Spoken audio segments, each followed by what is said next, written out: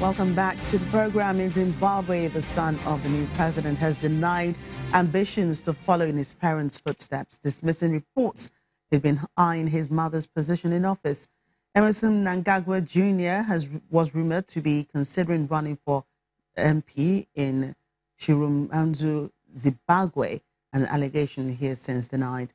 He said there's more to life than politics and occupying public office. Mnangagwa Jr. said there is more to life than, being in a political office, suggesting that those behind, and for those behind the suggestion, he says they are only trying to paint his family as greedy.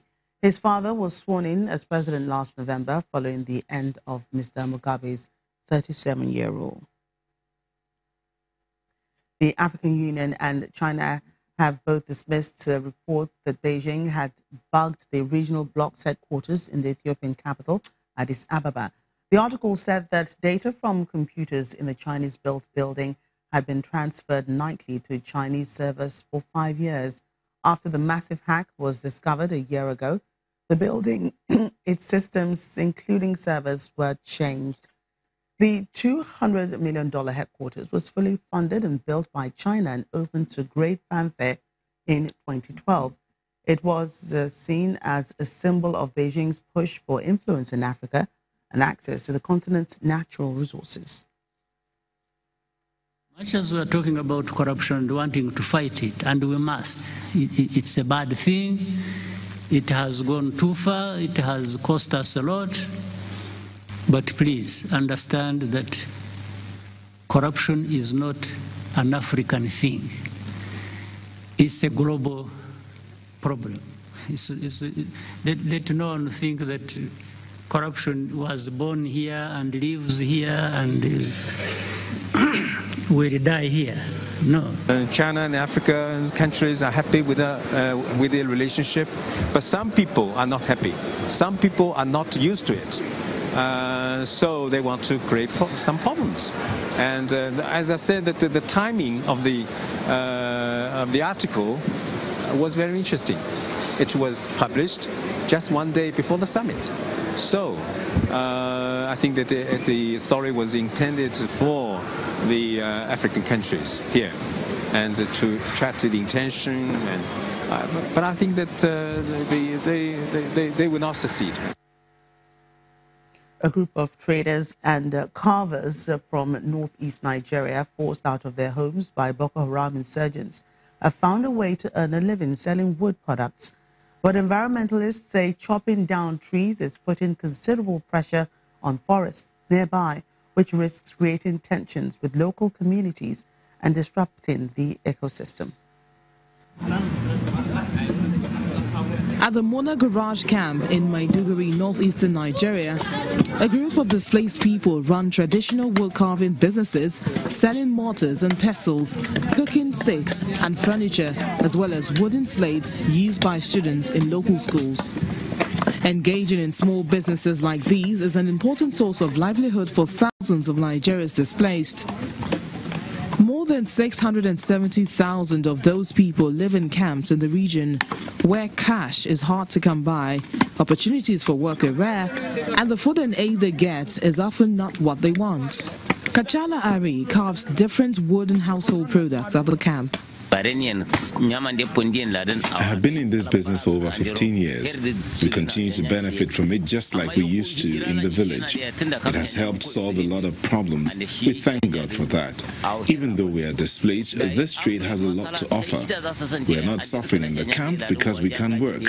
We are able to buy grains, soap and clothes for our children and families. We thank God. I have been trading in wood for 26 years. I used to sell wood products in various local governments, but then the conflict got worse and we had to flee. I went to Cameroon. We suffered in Cameroon, then came back and took refuge here. If it wasn't for this business, we would have nothing to eat or survive on. Meanwhile, environmentalists are warning that deforestation around camps hosting refugees who rely on wood for fuel and to run their businesses is on the rise. Depletion of forests also risks creating tensions with local communities and disrupting the ecosystem as trees stabilize the climate, regular water flows, and provide shelter to numerous animal species. The increased population of the people in this area, the demand for wood consumption is always proportional to the population.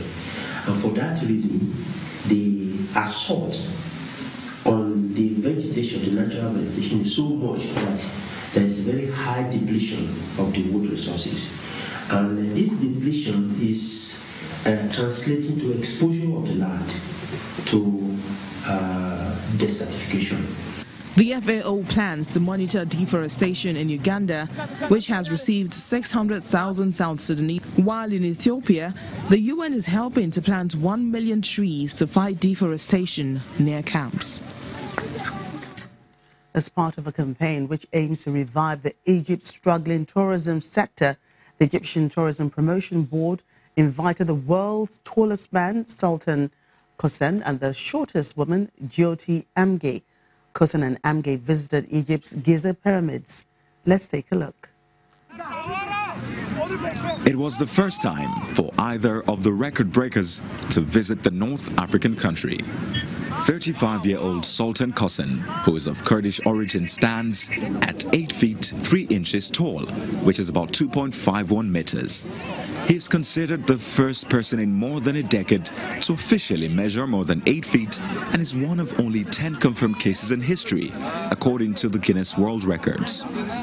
Amge, a 24-year-old actress who stars in the American television series American Horror Story, is just 2 feet 7 inches tall, about 62.7 centimeters.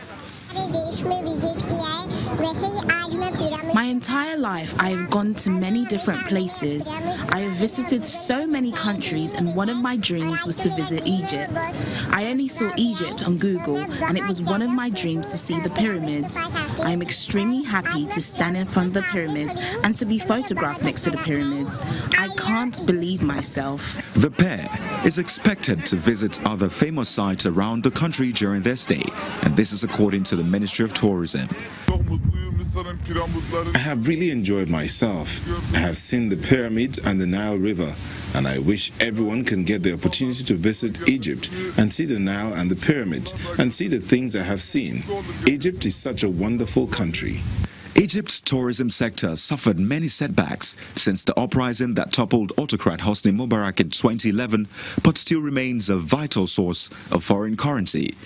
The number of tourists visiting Egypt slumped to 9.8 million in 2011 from more than 14.7 million in 2010. A bomb attack that brought down a Russian plane carrying 224 people from a Red Sea resort in October 2015 further hit arrivals, which dropped to 1.2 million in the first quarter of 2016 from 2.2 million a year earlier. The campaign that brought Qasim and Amjad to the pyramids was organized in cooperation between the Egyptian Ministry of Tourism and the Guinness Book of World Records. Well, that's quite a unique way of attracting tourists. Well, that's it on Network Africa. Thank you for watching. I'm Jakarta.